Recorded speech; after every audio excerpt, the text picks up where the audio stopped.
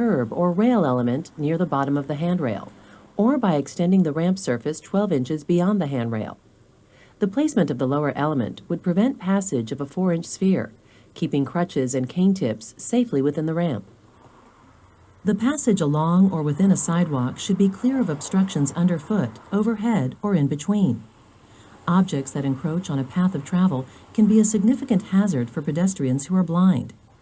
Elements such as awnings, banners, signs, tree branches, and items that protrude into the sidewalk above a height of 27 inches may not be detectable to people like Gary, who use a long cane to travel independently. This sign is directly in the path of travel.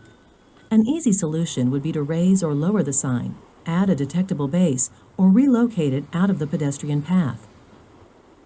A straightforward, predictable routing along a sidewalk where street furniture, landscaping, and utilities are grouped together in a zone.